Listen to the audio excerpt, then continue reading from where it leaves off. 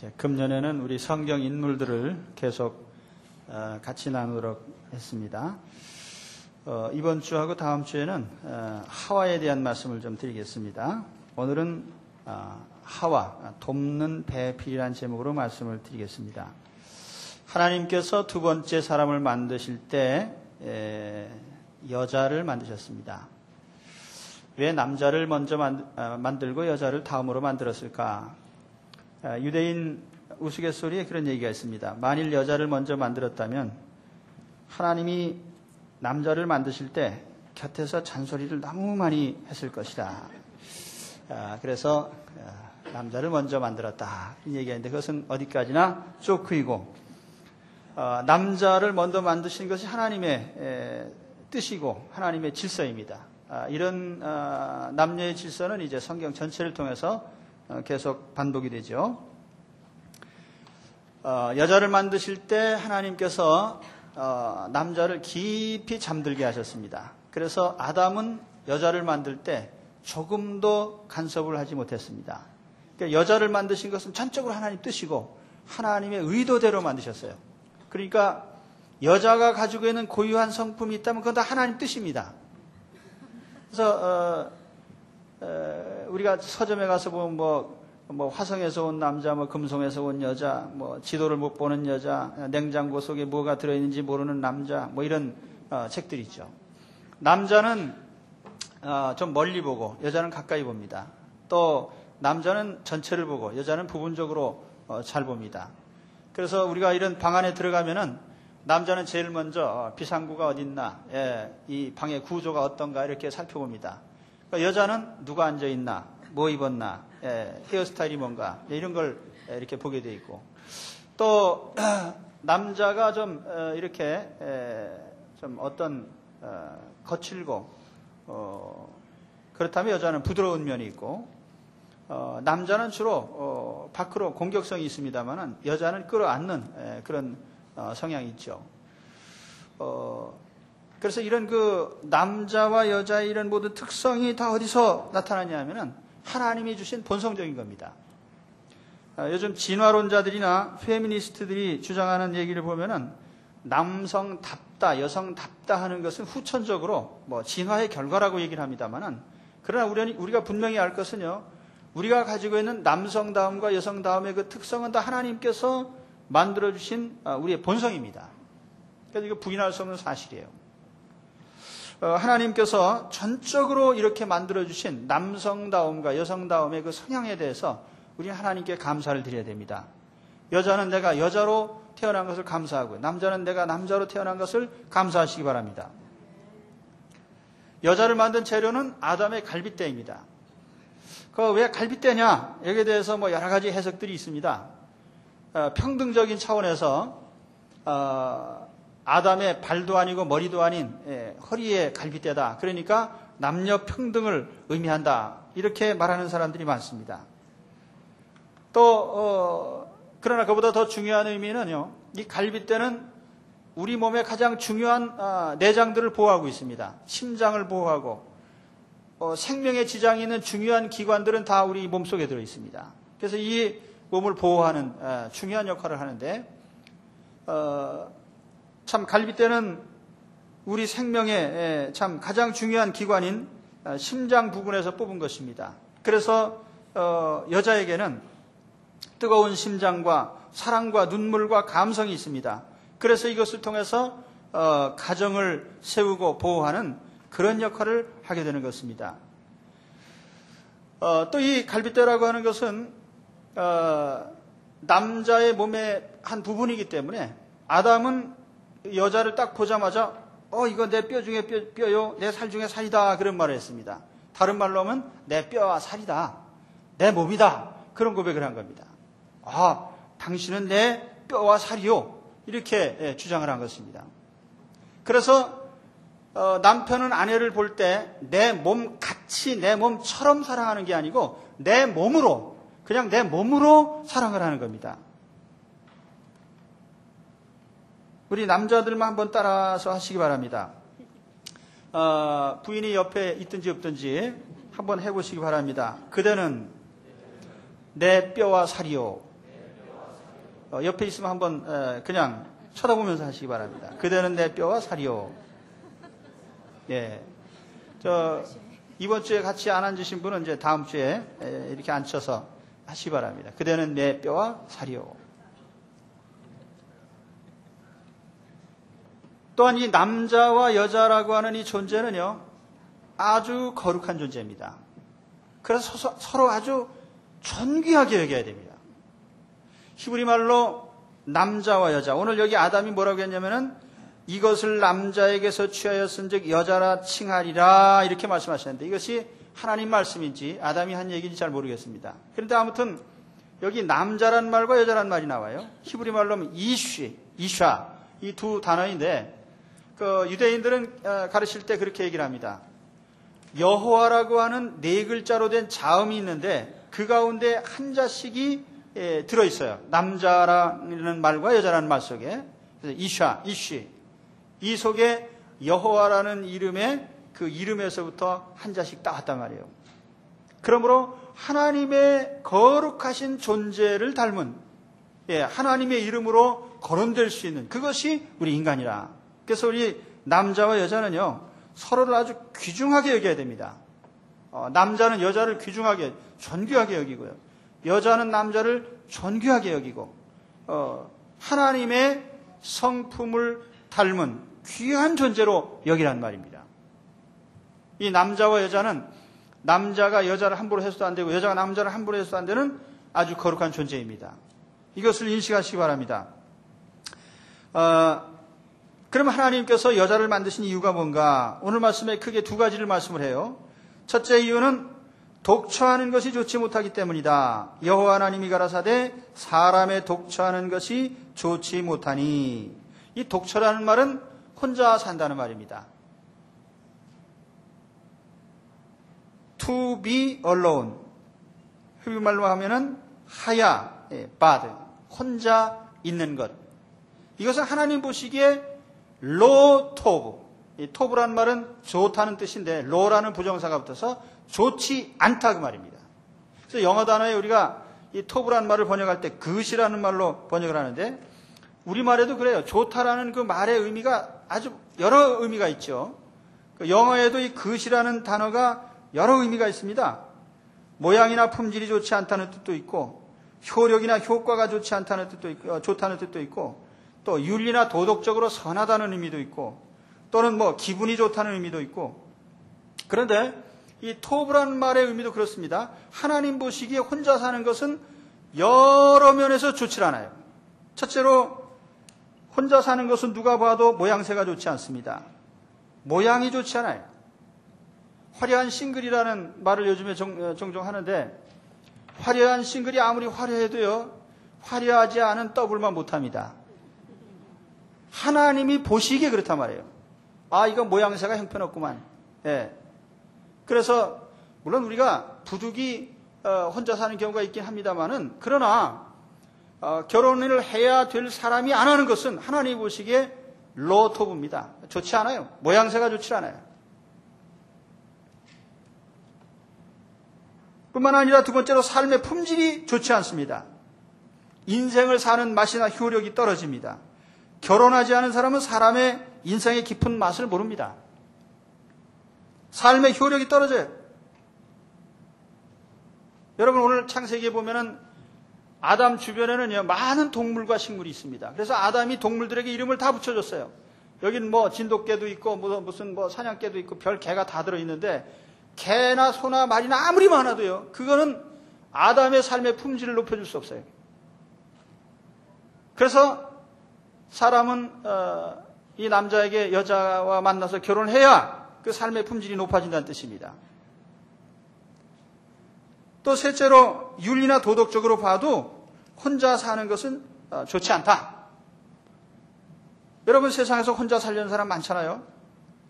그런데 대부분 보면은 혼자 살려고 하는 이유가 뭐냐면은 귀찮아서 내가 왜 자식을 위해서 희생하느냐, 내가 왜 남편을 위해서 희생하느냐, 나는 내 인생을 즐겨야 되겠다. 행복 추구권, 요즘 사람이 제일 좋아하는 말이죠. 행복 추구. 그런데 미안하지만은 인생 최대의 행복이라는 것은 바로 서로를 위해서 돕고 희생하는 데서 오는 것이지 혼자 살려고 하는 데서 주어지지는 않습니다. 왜냐하면 그것이 하나님의 뜻이 아니에요. 혼자 살려고 하는 것은 이기적인 생각입니다. 나만 편하게, 나만 행복하게, 나만 편안하게. 그 생각 자체가 틀려먹은 것이고 이건 하나님께 저주받아 마땅한 그런 사고방식이에요. 그러니까 우리가 하나님 보실 때에 혼자 사는 것은 여러 면에서요. 모양새도 좋지 않고 인생의 품질도 좋지 않고 도덕이나 윤리적으로도 좋지 않은 그런 모양이다. 그래서 하나님께서 아담에게 하와를 만들어 주셨단 말입니다.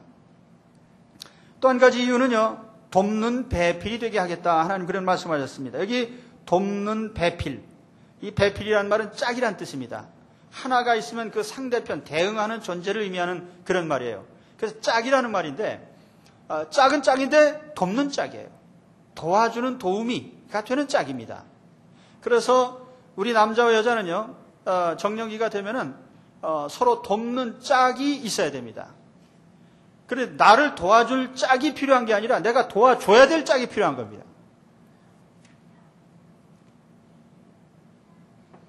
인생의 진정한 행복, 깊은 행복은 어디서 오느냐면요. 돕는 데서부터 오는 거예요. 이제 뒤에 나옵니다마는 우리가 자식을 낳아 기르는 것도 단순한 희생이 아니라 그 도움 속에서 인간으로서의 최대 희열과 기쁨을 느끼게 되어 있습니다.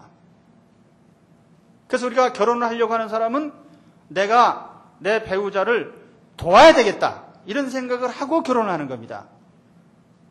결혼해서 팔자 고쳐야지. 요 따위 생각으로 결혼하는 사람은 그 망하게 돼 있어요. 왜 결혼을 해요? 내가 평생 도와야지. 이런 생각을 가지고 결혼하는 겁니다. 아시겠습니까? 그래서 결혼을 이미 하신 분들은 생각을 뜯어 고쳐야 됩니다. 내가 도와주는 도우미가 되기 위해서 결혼을 했다.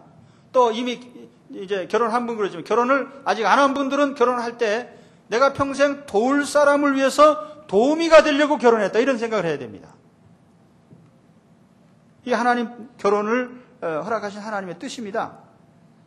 오늘 하나님께서 아담에게 여자를 만드신 두 가지 이유를 말씀드렸습니다. 혼자 사는 것은 좋지 않기 때문이고 또 하나님께서 돕는 짝을 지어주시기 위해서 도우미로서 지으셨다. 그러니까 당연히 우리가 남자와 여자가 결혼하는 것이 온당한 것입니다. 이 결혼에 대한 스토리는 다음 주에 또 말씀을 드리죠. 그러면 오늘 하나님께서 이 여자에게 뭘 도와주라는 말이냐? 하와에게 도우미의 역할을 하라고 하셨는데 무슨 도우미가 되어야 되냐? 오늘 네 가지를 말씀드립니다. 이 네 가지 말씀드리기 전에 먼저 말씀드릴 게 있는데 신구약 성경에 보면 하나님께서 인간 사회에 두 가지 조직을 만드셨습니다.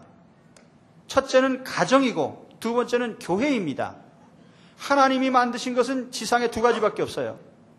어느 조직도 없고 오직 첫째는 가정이고 두 번째 교회입니다. 구약에서 만들어진 것이 가정이고 신약에서 만들어진 것이 교회입니다. 그렇지만 더 뿌리 깊게 따지고 보면은 아담의 가정은 교회인 동시에 가정입니다. 그걸 어떻게 할 수 있느냐?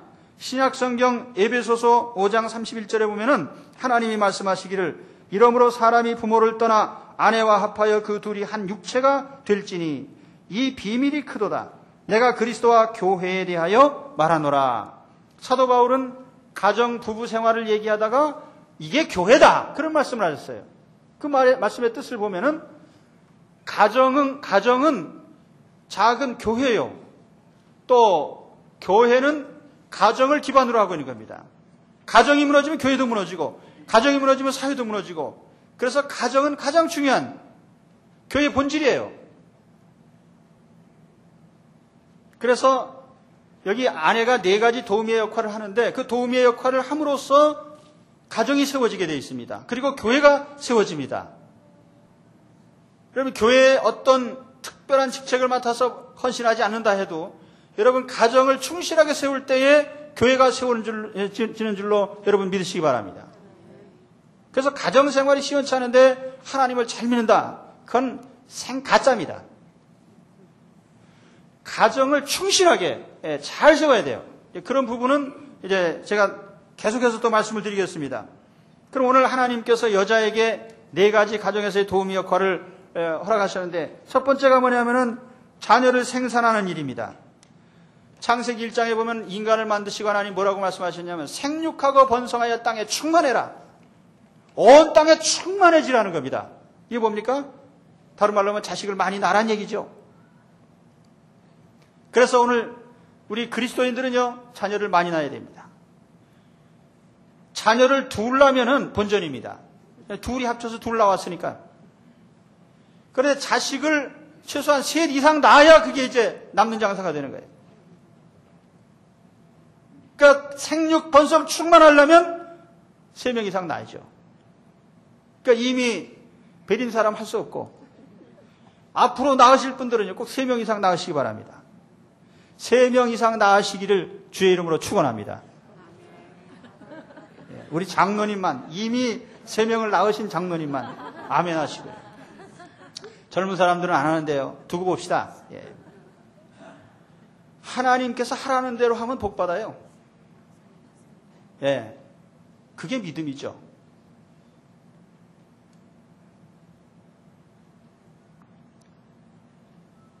요즘 자식을 잘 안 낳으려고 합니다. 왜냐하면 자기의 쾌락을 위해서요. 그래서 요즘에는 자녀들이 참 불신 자녀들도 세상에 많은데 보면은 부모가 버린 자식들이 많아요. 그런 사람이 세상에 잘 될 줄 아십니까? 그 어린 반푼도 없는 얘기예요. 자녀를 버리고 잘 된다는 것은 상상할 수 없는 일이에요. 하나님이 절대로 복을 주실 수가 없는 일입니다. 그러나 세상은 그렇게 돼가요. 자식을 낳지도 않고요. 전도하기도 힘들어요. 여러분, 앞으로는요, 우리나라에서 전도라는 말이 싹 사라질지도 모릅니다. 왜냐하면 암만 전도해도 안 믿어요. 성경에 보면은요, 마지막 때 전도하기 힘들다는 얘기가 여러분, 노아 시대에 노아가 100년 동안 전도해서 몇 사람 전도했습니까? 자기 가족, 자기 자식들밖에 전도를 못했어요. 소돔성에 롯이 들어가서 몇 명 전도했습니까? 아무도 전도 못하고 자기 자식들밖에 전도를 못했단 말이에요. 그럼 앞으로도 그렇게 될 터인데, 그럼 우리는 어떻게 해야 됩니까? 자식을 낳아야죠. 그래서 우리가 하나님 앞에 자녀 생산에 사명이 있고, 또 우리 여자들은 바로 이 결정권을 가지고 있습니다. 남자가 아무리 낳자 그래도 여자가 안 낳자 그러면 싫다 그러면 끝입니다. 그래서 자녀를 많이 낳고 못 낳고는 여자가 결정하는 거예요. 그래서 여성 동지들은 하나님의 첫 번째 도우미가 자녀를 생산하는 것임을 아시고 그렇게 되시기를 바랍니다. 네. 그래서 두 번째, 자녀를 하나님의 말씀을 맡은 자로 양육을 하는 일이에요. 결혼한 부부에게 일생 사명이 있는데 그건 뭐냐면 자식을 기르는 일입니다. 자식 농사보다 더 중요한 게 없어요. 인생 태어나가지고 무슨 국가와 민족을 위해서 무슨 사회를 위해서 무슨 사업을 위해서 별 이상한 명제를 다 갖다 붙이지만 하나님이 보실 때 한 인간으로 세상에 태어나서 제일 중요한 과업이 뭐냐면은 자식을 똑바로 기르는 것입니다.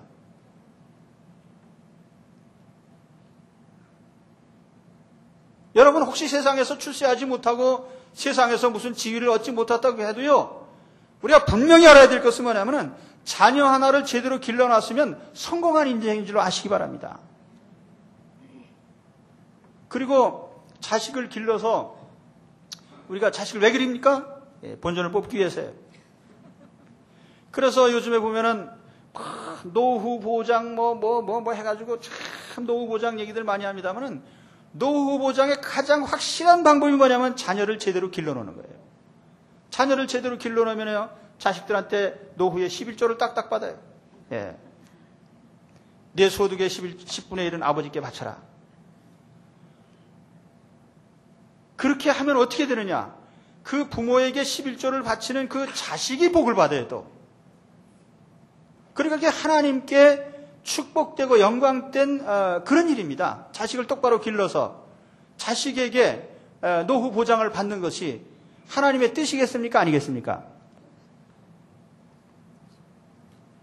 아니, 자식에게 노후보장 받는 게 하나님 뜻이에요, 아니에요? 하나님 뜻이죠. 그러니까 성경에 그래서 제5계명에 말하면 내 부모를 공경하라입니다. 그래서 여기 우리 젊은 사람들이요, 저하고 약속을 해야 돼요. 앞으로 시집장가 가셔서 돈 버시면은요, 부모님께 11조를 드릴 분은 손을 내리시기 바랍니다. 마음으로 하나님께 약속을 하세요. 그러면 어떻게 돼요? 하나님이 내 일생 잘 먹고 잘 살도록 보장하실 줄로 믿습니다. 그게 신앙이에요. 부모님께 땡전 한 푼 안 드리고 나 혼자 잘 먹고 잘 살겠다. 잘 먹고 잘 살아보라고요. 예. 잘 되나 보자고. 그게 안 되는 거예요. 하나님께서 그런 복을 주셨는데 우리가 어떻게 됩니까? 그 일을 위해서는 자녀를 잘 길러야 되는 거죠. 잘 기른다는 말은 우리가 공부 열심히 시켜서 인류대학 보내고 뭐 그런 것이 아니라 하나님을 두려워할 줄 아는 믿음의 자녀로 하나님 말씀을 잘 아는 자녀로 길러내는 일이에요. 이걸 하면 우리가 성공한 인생이 되는 것입니다. 그래서 창세기 18장 19절에 보면 하나님께서 아브라함을 부르실 때 분명히 이런 약속을 하셨어요. 내가 너를 부른 것은 너와 내 가족들에게 하나님의 말씀을 가르쳐서 그대로 지켜 행하며 복을 받게 하시기 위함이고 또 한 가지는 그렇게 함으로써 너를 통해서 세상 사람들을 구원하기 위한 것이다. 바로 우리가 하나님의 말씀을 맡은 가정으로서 충실하게 자녀들을 가르쳐서 전해주면 그로 말미암아 가족이 복을 받고 그로 말미암아 구원이 전달이 되는데 구원이 어디로 전달이 돼요? 자손에게 전달이 되고 그럴 때에 또 외부로도 구원이 전달이 되는 것입니다.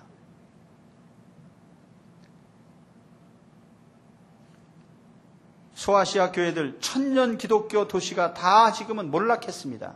유럽의 교회들이 몰락하고 있습니다. 이유가 뭐냐면은 자녀들을 신앙적으로 양육하는 데 실패했기 때문이죠. 그래서 지금도요, 유대인들은 자녀에게 신앙을 전해주는 것을 평생 과업으로 여깁니다.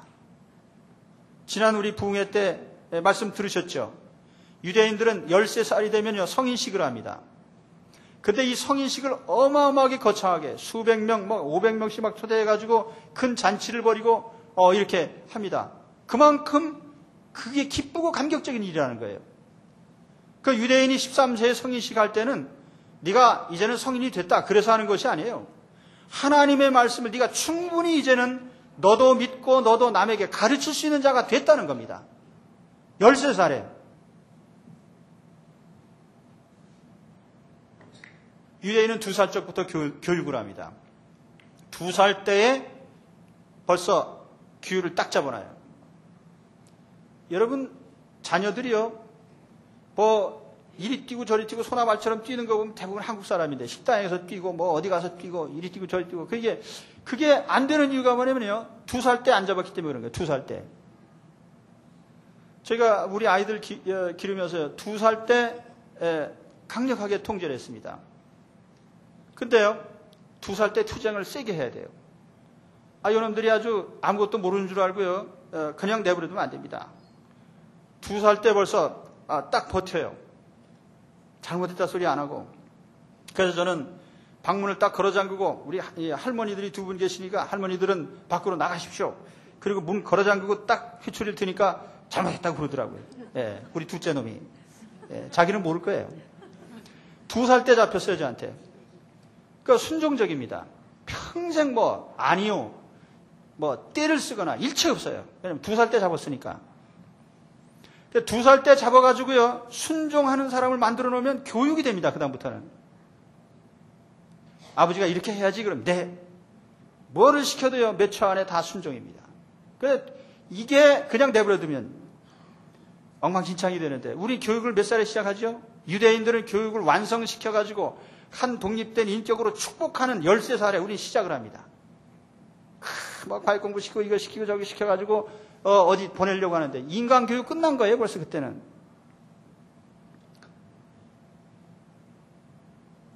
유대인이 13세에 성인식을 하는데 성인식을 한다는 것은 한 인간으로서 하나님을 두려워할 줄 알고 하나님 말씀을 다룰 줄 아는 존재가 됐다는 겁니다.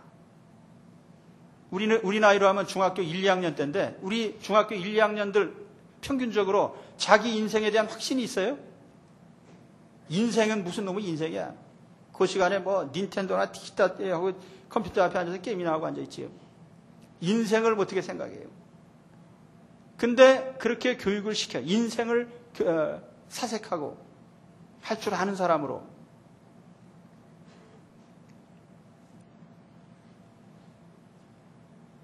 진도가 어디까지 나갔습니까? 네. 우리가 부모로서의 역할, 자녀를 하나님 두려워하는 존재로 말씀을 맡은 자로서의 어떤 역할을 하도록 양육하는 것인데, 그 역할을 하는 데 있어서 부모가 같이 분담을 해야 됩니다. 남자가 할 일이 있고 여자가 할 일인데, 아버지는 무슨 일을 하냐면은 주로 지적인 가르치는 역할을 하는 거예요. 아버지가. 그래서 우리가 이 아버지 역할을 똑바로 해야 되는데, 모든 지적인 교육은 아버지가 담당하는 겁니다. 그래서 성경 내용을 가르치고, 어떤 우리가 뭐 수학을 가르치고 국어를 가르치고, 모든 그 가르치는 내용은 누가 해야 돼요? 아버지가 해야 돼요. 근데 아버지가 가르치는데 우리가 통상 가르치는 방법이 있잖아요. 너 임마 그거 내일까지 해와. 안 해오면 너 죽을 줄 알아. 이렇게 가르치면 안 되는 거예요. 항상 어떻게 가르칩니까? 어려서부터 품 안에 안고 친절하게 아버지가 가르쳐주는 겁니다. 그러니까 유치원 때부터 벌써 아버지 품에 안겨서 계속 배우는 거예요. 계속 배우니까 얘들이 중학교 가고 고등학교 가도요. 항상 뭐 배울 게 있으면 누구한테 찾아갑니까? 아버지한테 찾아가는 거죠. 그러니까 아버지하고 친한 거예요. 그래서 제가 유대인 얘기를 들어보니까 유대인들은요. 세대 차이도 없을 뿐 아니라 아버지를 아들들이 아주 졸졸졸졸졸 따라다닌다고 그래요. 마치 그 병아리가 어미 닭을 쫓아가듯이 아버지가 이리 가면 이리 가고 저리 가면 저리 가고 그 무슨 얘기 재밌게 할 때 보면 항상 아버지하고 얘기하고. 근데 저도요. 사실 그 아이들이 이렇게 좀 졸졸졸졸 따라다니는 데는 제가 성공을 많이 못했습니다. 근데 이유 가운데 하나는 뭡니까? 상당 부분 아버지가 해야 될 역할을 엄마에게 맡겨버린 바람에 가리키는 건 또 엄마가, 밥 먹이는 것도 엄마가 하고, 뭐 중요한 건 다 엄마가 해요. 그리고 안 돼도 엄마가 책임져요. 통째로. 네 엄마 때문이다. 그러니까 아버지는 아무 일도 안 하고 있다가 나중에 한마디 하는 거예요. 네 엄마 때문이다. 그게 잘못됐다는 거죠. 그래서 가르치는 모든 지적인 것은 아버지가 책임진다. 그 어머니는 뭡니까? 어머니의 도우미 역할은 뭐냐면은 그 온 가정을 교육적인 분위기로 만들고 그 자녀들과 가족들을 감싸는, 감성적으로 품어주고 따뜻하게 위로해주고 이 모든 역할을 엄마가 감당하는 겁니다. 그래서 온 집안을 항상 청결하게 유지하고 또는 교육적으로 좋지 않은 불량한 것들을 추방을 하는 거예요. 불량 서적도 쫓아내고 불량 프로그램도 쫓아내고 텔레비전도 삼가하게 하고 식탁을 청결히 하고 가정이 아주 깨끗하고 경건한 모습을 유지하도록 하는 이 일을 바로 어머니가 하는 겁니다. 그러기 위해서는요. 어머니는 엄청난 희생이 필요합니다. 저희 어머니는 6.25 때 저를 유복자로 낳으시고 평생 20살 때부터 지금까지 저 아들을 위해서 희생을 하셨습니다. 그 희생을 하셨으니까 아들이 삐뚤어가지 않고 잘 자랐죠. 저는 어렸을 때 제일 제가 걱정한 게 뭐냐면 대학교 다니면서 저도 술 먹고 많이 취해서 다니기도 했지만은 항상 조심한 게 뭐냐면 너는 아버지가 없는 사람이니까 남에게 욕을 먹으면 안 돼! 라는 그 말이 제일 무서운 말이었어요. 그렇기 때문에 그 부모가 희생을 하는 것은 자식이 잘 되는 비결인데 요즘 엄마들은 희생을 싫어합니다. 내가 왜 자식을 위해서 희생을 해야 되느냐? 내가 왜 한 남자를 위해서 희생을 해야 되느냐? 그따위 생각을 하니까 될 일이 없게 자기도 안 되고 남도 안 되고.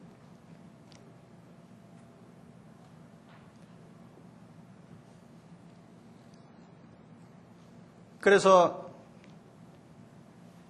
아내 된 사람은 가정이 참 교육적인 분위기가 되도록 그 모든 것을 위해서 조성하는 일을 해야 되는 것입니다.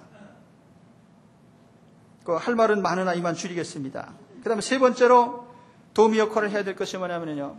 남편이 머리가 되도록 권위를 세워주는 일을 도와야 됩니다. 하나님께서 가정 속에 두 가지 권위를 세우셨습니다. 하나는 부모의 권위입니다. 그 또 하나는 남편의 권위입니다. 부모의 권위라는 것은 수직적인 것입니다. 그래서 그 부모의 권위를 통해서 자녀들이 복종하고 교육을 받고 또 자녀들이 복을 받게 되어 있습니다. 그리고 또 하나는 가정의 질서상의 남편의 권위입니다. 남편의 권위가 세워진 가정은 가정의 질서가 세워지고 하나님께서 그 가정을 복주시게 되어 있습니다. 제1계명과 제2계명에 보면 하나님께서 하나님의 이름을 망령되이 일컫는 자는 죽임을 당하도록 되어 있어요. 하나님은 권위를 중요하게 여기시는 분입니다. 또 시내산 계명에 보면 너는 재판장을 욕하지 말며 백성의 유사를 저주하지 말지니라. 바울은 자기를 심판하는 제사장을 탓하다가 어떤 사람이 바울에게 그런 얘기를 했습니다. 내가 제사장을 욕하느냐? 그랬더니 바울이 뭐라고 했느냐면 그가 비록 잘못된 행동을 하는 제사장임에도 불구하고 내가 잘못했다. 나는 제사장인 줄 알지 못했다. 백성의 지도자는 존중해야 된다. 바울이 그 얘기를 했어요. 여러분 보세요. 사도행전 23장 5절에 분명히 바울이 그렇게 얘기를 했습니다. 하나님이 세우신 지도자, 가정의 부모, 가정의 남편, 하나님이 세우신 권위의 계통입니다. 그런데 이 권위를 우리가 무시하게 되면 어떻게 되느냐? 하나님의 징계를 받아요. 성경에 이 하나님의 권위를 잘 보여주는 한 장면이 나오는데 바로 노아의 모습입니다. 홍수 후에 노아가 포도농사를 지어가지고요, 포도주를 많이 마셨습니다. 그래서 술에 취해가지고 알고 그랬는지 모르고 그랬는지 모르지만 옷을 다 벌거벗고 누워서 잠이 들었어요. 그런데 그 노아의 아들 가운데 아들 셋이 있었는데 함이라는 아들이 와가지고 아버지를 딱 보니까 이거 우리 아버지 이거 망령이 나셨구만. 그래가지고 동네방네 선전했습니다. 야, 우리 아버지 벌거벗고 주무신다. 그랬더니 그 얘기를 듣고 셈과 야벳이라는 아들이 야, 너 그런 소리 하면 안 된다. 그리고 이제 덮어줄 보자기를 가지고 아버지의 모습을 보지 않게 해서 뒷걸음질 쳐서 가가지고 아버지를 덮어드렸습니다. 근데 문제는 그 다음에 일어났어요. 노아가 술에서 깨난 후에 스토리를 들어보니까 이 한 놈은 그냥 선전을 하고 두 아들이 덮어줬다 이거예요. 그래서 노아가 어떻게 했습니까? 저 함이라는 놈은 영원히 저주를 받아서 노예가 되라. 그리고 셈과 야벳은 영원히 복을 받을지어다. 노아가 잘했어요, 잘못했어요? 제가 보기에도 좀 이상합니다. 여러분, 술 취한 것도 잘못이고 벌거벗고 잔 것도 잘못이고 분명히 잘못인데 잘못을 잘못이라고 자식이 지적했음에도 불구하고 하나님은 어떻게 하셨습니까? 노아의 잘못에 대해서는 일체 언급을 안 하시고 아버지의 허물을 드러낸 그 자식만 저주하는 일을 하나님이 확실히 이루셨습니다. 이건 뭘 의미합니까? 하나님이 세우신 권위를 존중하라고 말이에요. 부모의 권위. 요즘 권위가 무너진 사회이기 때문에 대통령의 이름도 아무렇게나 부릅니다. 학교에서는 선생님에게 요즘 교육 원리가 뭐냐면 애들이 원하는 대로 해주라는 거예요. 애들이 원하는 대로. 집에서는 부모에게 애들이 원하는 대로 해주라는 거예요. 이런 개판이 어디 있습니까? 이 개 같은 교육이에요. 그래서 학교 교육 제도를 고치는데 제일 먼저 모든 선생님은 다 촌지를 받는 불안당처럼 이게 선전을 해가지고 선생님부터 다 그냥 뜯어 고쳐라. 이게 될 일입니까? 그래서 무너지게 오니까 학교에 선생님의 권위가 무너지니까 교육이 안 됩니다. 교육은 틀이 있어야 되는 거예요. 교육의 틀이 뭡니까? 일정한 권위를 세워주는 거예요. 그건 뭐냐면 선생님의 권위와 학생의 순종이 교육의 조건입니다. 요즘 사람들은 교육 원리, 세상 교육 원리는요, 아무리 이론적으로 잘난 것 같지만 교육이 안 됩니다, 실제로는. 그 옛날에 교육이 잘 됐는데 요즘 왜 안 돼요? 교육의 틀이 무너졌단 말이에요. 그 뭐냐면은 가정에서는 부모가 권위가 있어서 부모가 말하면 자식이 일단 들으면 교육이 되는 겁니다. 그 자식이 왜요 물어보면서 안 들으면요, 암만 똑똑해도요, IQ 200이 돼도요, 그 교육이 안 되는 겁니다.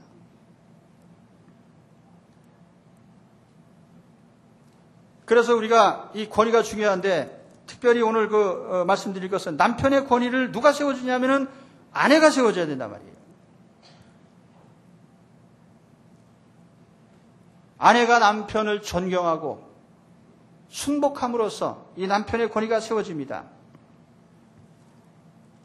그래서 아내 된 자는 단 한순간이라도 아이들 앞에서 남편을 함부로 평하거나 욕해서는 안 됩니다.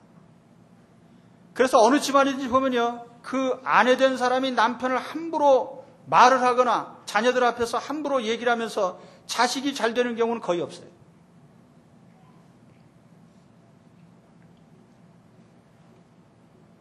그래서 우리는 이 남편의 권위를 세워줘야 됩니다.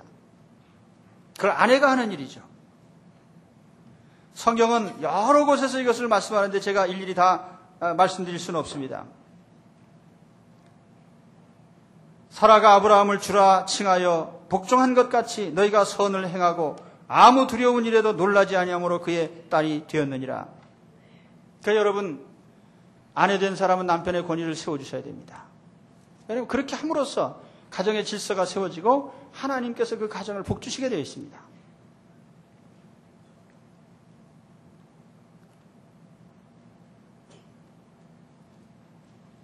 자, 우리 아까는 남자들에게 제가 했었습니다. 그대는 내 뼈와 살이오 그랬는데 우리 여자들에게 한번 따라 하시기 바랍니다. 그대는 나의 머리요. 그대는 나의 주인이요. 그렇습니까?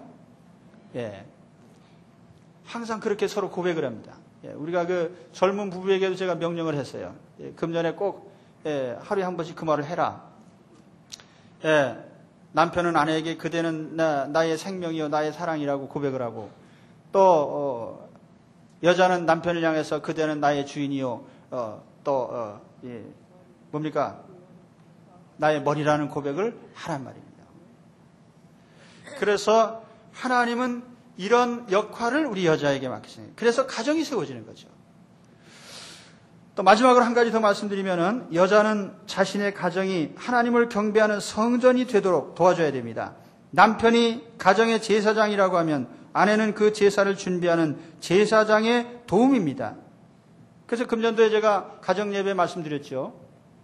가정예배 우리 인도를 남자가 합니다. 그럼 아내는 그 가정예배가 드려질 수 있는 분위기를 만들어야 돼요. 그러니까 예를 들어서 예배드리기 전날부터 빡빡 기분을 상하게 바가지를 긁어놓는다든지 자식들에게 아주 기분 나쁜 소리를 하루 종일 해놓고 야 우리 같이 예배드리자. 그러면 예배 드릴 기분이 납니까 그게? 엄마나 혼자 드리세요. 또 집안에 여기저기 너절하게 그냥 다 해놓고 나서 야 우리가 함께 하나님 앞에 예배를 드리자. 그럼 그 예배가 드려져요? 안 되는 일이죠. 그래서 여러분 이 가정이 성전이 되도록 이 조성하는 모든 작업을 우리 여자들이 해야 됩니다. 그래서 우리가 주일을 준비할 때도 그래요. 주일날 예배드릴 기분이 나도록 온 가족을 격려하고 또 가정에서 예배를 드릴 수 있도록 청결하게 유지하는 일을 해야 됩니다. 그 청소할 일이 있으면 지난주 우리 부흥회할 때 들으셨죠. 유대인들은 매 안식일 준비를 하면서 청소를 하고 또 1년에 한 번 6월절 때는 한 달 동안 청소를 한다고 그랬어요. 집안을 항상 정기적으로 청소를 해야 되는데 우리 청소를 주장하는 통괄 감독은 누구예요? 아내가 하는 겁니다. 그 남자는 힘든 일을 다 도와서요. 청소를 다 해야 돼요. 그래서 여러분 가정 청결을 잘 이루시길 바랍니다. 하기 싫으셔도 하나님 앞에서는 제가 하자고 하면 아멘 하셔야 돼요. 그래서 금년도에는요, 정말 우리 집에서 예배를 드릴 수 있도록 우리 가정 성전을 만드는 이 일을 여자들이 주관해서 하시기를 바랍니다. 그래서 이런 도우미 역할을 하는 거예요. 제가 오늘 4가지 말씀을 드렸습니다.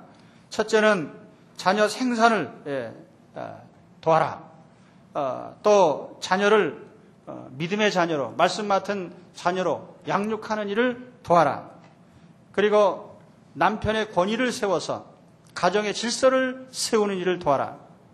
그리고 가정을 하나님 경배하는 성전으로 만드는 이 작업을 도와라.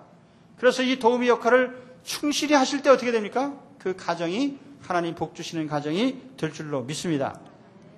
오늘은 제가 하와에 대해서만 얘기한 겁니다. 이 남편이 할 일에 대해서도 할 말이 무지무지하게 많기 때문에 그거는 다음에 또 하겠습니다. 여러분 이런 좋은 가정이 되시기를 바랍니다. 어쨌든 여자가 바로 서면 그 집안이 서고 교회가 서고 나라가 섭니다. 이 점을 잘 인식하시길 바랍니다. 여성분들은 내가 왜 여자로 태어났나 이런 말 하지 마시고요. 여자가 좌우한다는 이 하나님의 창조의 섭리를 잘 생각하시면서 세워가시기를 축원합니다. 기도하겠습니다.